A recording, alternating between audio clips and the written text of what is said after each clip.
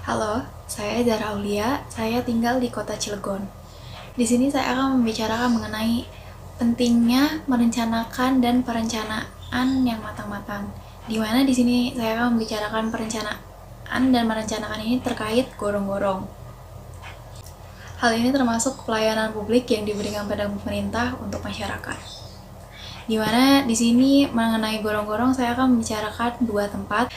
Pertama, di tempat lingkungan saya tinggal. Yang kedua ini di tempat yang masyarakat umum tuh pasti lewat di kota besarnya.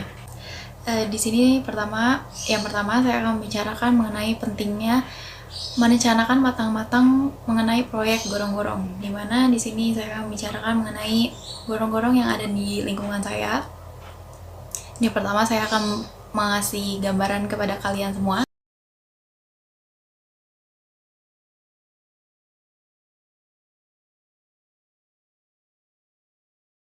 Nah, dari gambaran tersebut, di situ ada proyek dari kelurahan di mana proyeknya itu mengenai penutupan gorong-gorong. Jadi biar kalau misalnya waktu hujan ada sampah itu nggak kayak sampah ke bawah air itu nggak masuk ke gorong-gorongnya.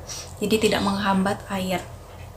Tapi permasalahannya di situ untuk melakukan proyek tersebut kurangnya melakukan riset dengan matang-matang di mana di situ ada jarak antara aspal dan gorong-gorong, jadi kayak lebih tinggi sedikit gitu.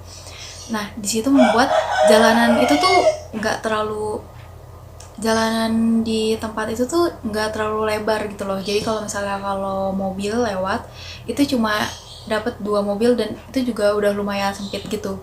Nah, ditambah ada proyek beton yang diusung sama kelurahan ini, jadi ngebuat jalannya tuh nambah sempit karena itu tuh nggak rata sama jalan gitu loh. Betonnya tuh nggak rata, jadi kayak buat hal itu sempit. Kayak fungsinya emang bagus, kayak untuk biar sampah itu nggak masuk ke gorong-gorong, jadi air tuh bisa jalan lancar gitu.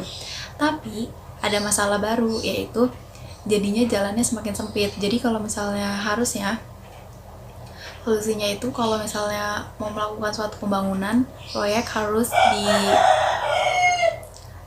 harus melakukan riset yang lebih matang, dimana kayak jadi bukan cuma satu fungsi yang bisa dijalanin tapi 2 fungsi, yang dimana bukan hanya menutupi gorong-gorong tersebut tapi bisa memperluas jalan. Kan kalau misalnya beton itu rata dengan jalan, jadinya kayak jalannya semakin luas, jadi kayak bukan satu fungsi doang, bukan untuk menutup gorong-gorong tapi untuk bisa memperluas jalan. Dan kalau misalnya saran dari saya, kalau misalnya untuk penutupan gorong-gorong, kalau misalnya untuk diratakan sama jalan, lebih baik menggunakan beton yang ada bolongannya gitu tuh, nih yang kayak gini. Oke, jadi kalau misalnya ada bolongan kayak gitu kan jadi rata sama jalan nih, jadi untuk air masuk itu tuh lebih gampang gitu tuh, jadi nggak ada terhambat. Kayak kalau misalnya udah rata nih sama jalan beton yang di itu, air masuk itu tuh rada susah, jadi harus butuh bolongan kayak gitu. Mungkin kalau dari foto itu kelihatannya luas ya, kalau misalnya dikasih gambaran foto itu kelihatan jalannya luas, tapi sebenarnya kalau misalnya ada mobil itu tuh kayak kalau 2 mobil aja tuh udah cukup sempit gitu loh, rada susah gitu kalau misalnya yang bawa mobilnya nggak terlalu lancar untuk membawanya gitu. Terus kalau misalnya 2 mobilnya saling besar itu rada susah gitu loh. Nah, kalau kayak gini kan jadinya jalannya sempit. Nah, jadi cuma satu fungsi yang itu cuma untuk nutup gorong-gorong tapi jalannya jadi sempit.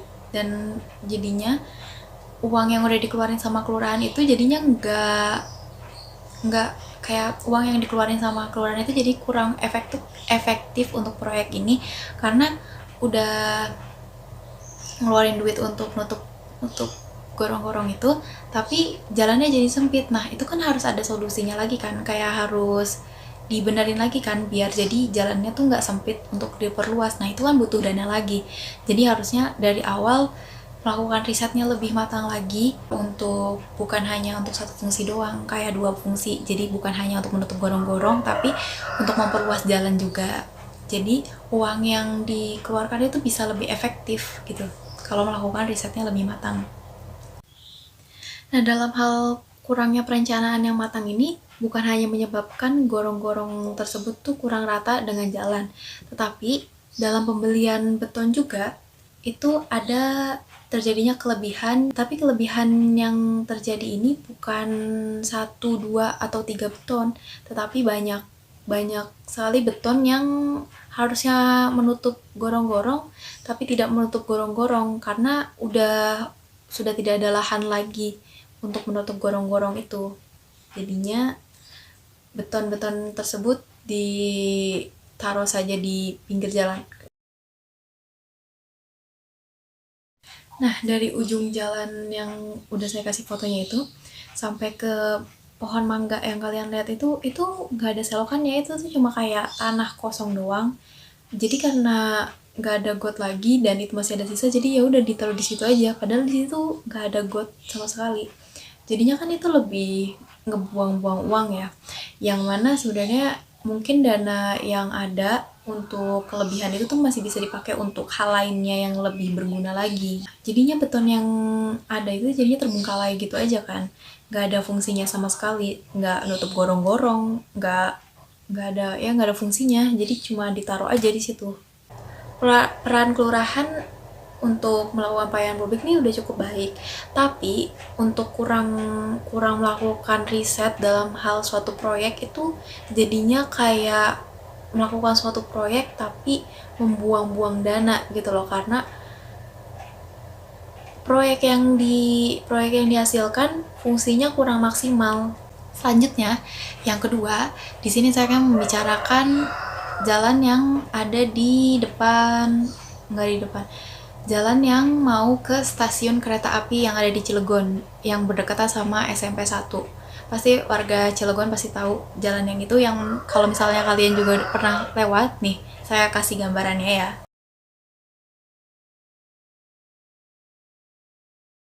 Jalan di situ kalau musim hujan, itu tuh pasti air ngegenang.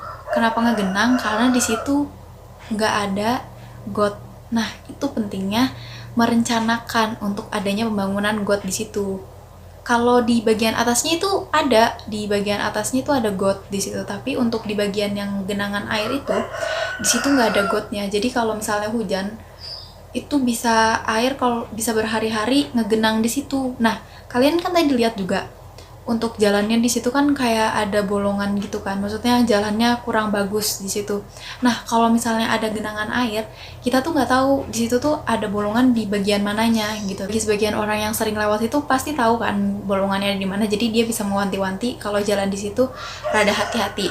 Tapi untuk orang yang umum, kayak masyarakat umum yang belum pernah lewat situ, pasti kan dia nggak tahu ya kalau di situ ada bolongan atau enggak. Nah, kalau misalnya dia tiba-tiba masuk ke bolongan terus dia tiba-tiba nggak seimbang, itu kan bisa terjadi kecelakaan.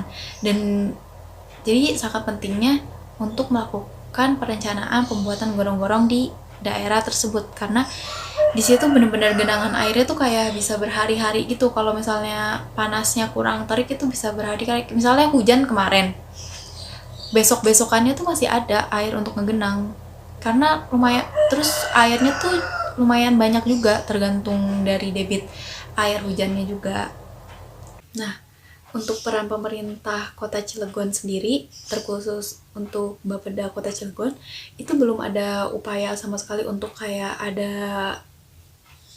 pembuatan gorong-gorong di daerah tersebut.